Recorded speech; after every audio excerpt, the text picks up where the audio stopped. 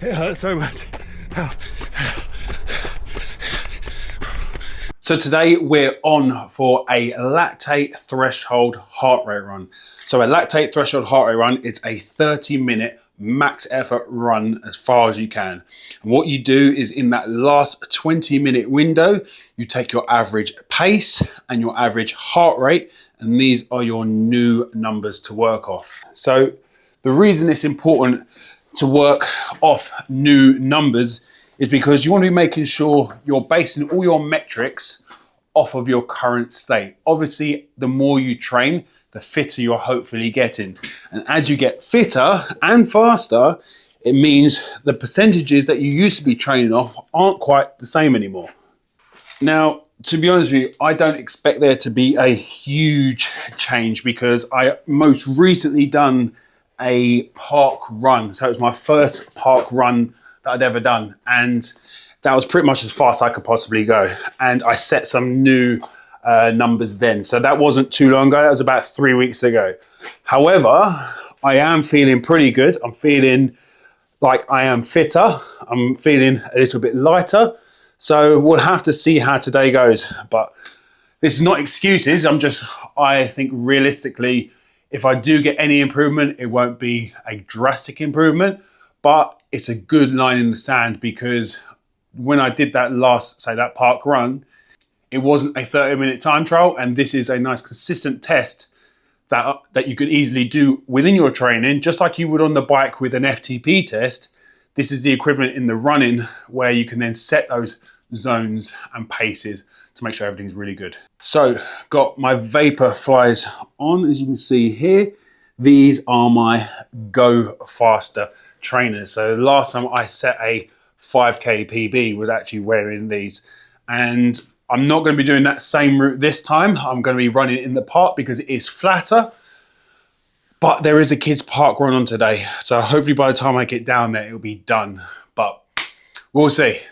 So other bits of kit I'm going to be using, obviously I've got my heart rate monitor to make sure I get good accurate data.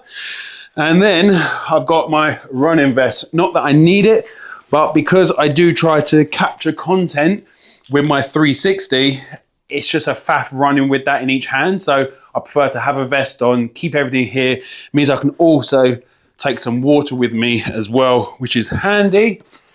And then I got 30-gram carbohydrate gel for just after the warm-up, right before I start my run. So then hopefully by halfway point of the run, will be the opportunity for those carbs to kick in and give me that final bit of a boost.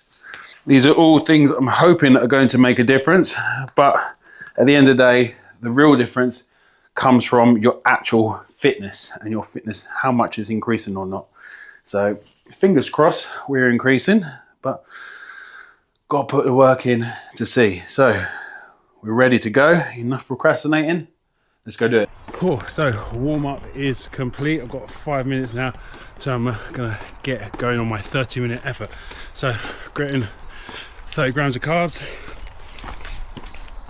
Now the goal is to run as hard as I can for 30 minutes. Obviously you're not supposed to think about a set pace, but I'm looking about an 8 to a 10 out of 10 on the intensity. So I reckon it's gonna be about early 4s, so probably like a 4:15-ish pace. So I'm gonna get back to some jogging, get myself ready, and then let's go.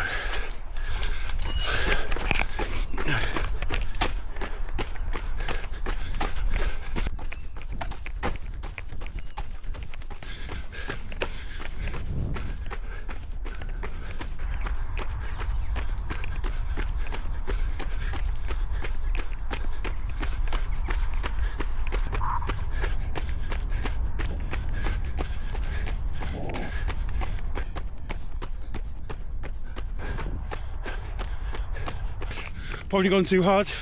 5 minutes in, it's gonna be a tough 25 minutes. 20 minutes in, suffering. 30 minutes in, 30 minutes left, all right. Yeah, that's so bad, so bad, so bad. I squeezed my water bottle so much, it all popped everywhere all over me. It's gone. 8 minutes. 8 minutes left, I can do that. Just gotta hold on. Second lap, out and back in the park.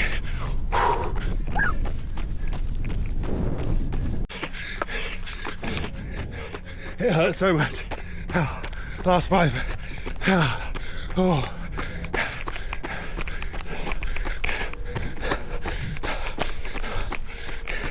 I got this, come on. Last minute.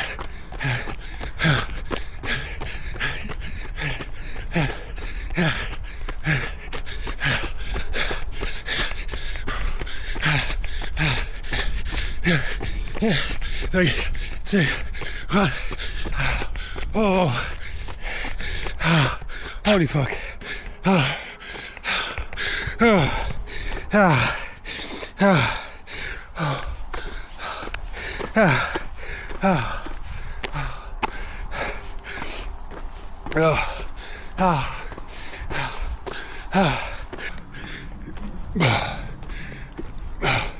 If that doesn't cause an SVT, I don't know what will.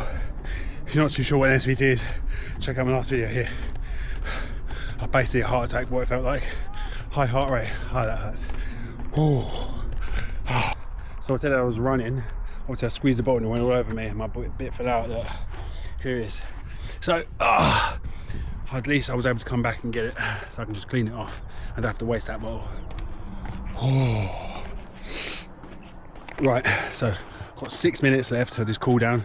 I'm gonna bring it back into a jog and then I'm gonna review the results and I'm gonna give you 3 lessons that I feel I'm gonna improve for next time, because I don't know my results yet, but I know I could have done better with a bit more planning. So let me cool down now and I'll catch you guys in a bit.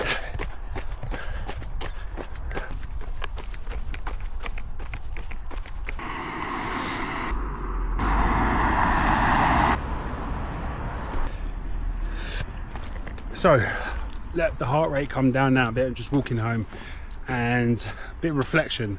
First of all, the results, absolutely buzzing. Don't know all my exact stats yet, but in that 30-minute time trial, I got my fastest ever 10K, which was 46.51, a 4:41 per kilometer pace. And I also got my fastest ever 5K, which is 20:40, which was at a 4 minutes and 8 second pace. A few other records, but they're the main ones. Now, the 3 lessons that I think I would improve upon to get even better results, say next time, would be the 3 Ps. First one would be pace. So next time I would actually do this run on a Thursday when I'm at Victoria Park, when I'm in East London, because it'd be one big continuous loop without any sharp turns. I had to do 4 turns here and cross a wooden bridge, which meant I had to slow down and I had to take sharp turn-ins, and also the ground is well dodgy in the park near me. So next time I'll do it at Victoria Park. I should get an even better result that time. The second P is pressure. So I put a lot of pressure on myself this time round, and whether that pressure obviously turned out to be a good thing because I performed well, but during it, as I even said in the clips, it was sucking, it hurt so bad. And for me, I was really disappointed that it hurt that much, but it just meant I was giving it my all. So, I mean, the pressure kind of worked out, but probably I didn't need to put as much pressure on it because it is just a test. And the last one is pace. So, pace, I could have probably paced that a little bit better. It's hard because now looking at my results, I've done really well and I'm really happy with it. But my pace, when you are told to run 10 out of 10, it's going to be a different pace if you had to do it for 30 seconds compared to 30 minutes. So the fact I had to run for 30 minutes, I should have had a slight idea of a rough pace I want to hold and then be able to push it. So next time I do this time trial, I'm going to be in a similar state, as in like I'm just training for triathlon now, so it'll be a good benchmark next time. But obviously, and now with that, because I'll be in a similar state, I should be fitter, so I should be able to use the pace that I hit this time to try and hold as an average and then try and push the pace more towards the back end. As a whole though, I am really happy with that. So as I said, the 3 P's: place, pace and pressure. But overall, really happy with that. I'm surprised at how fit, well, I'm not surprised, I've been putting in a lot of work, but I'm over the moon with that intensity that I was able to put out today. So tomorrow, back to my triple training day. Got my bike in the morning, lifting at lunch, and then a swimming lesson in the evening. So I'll catch you there.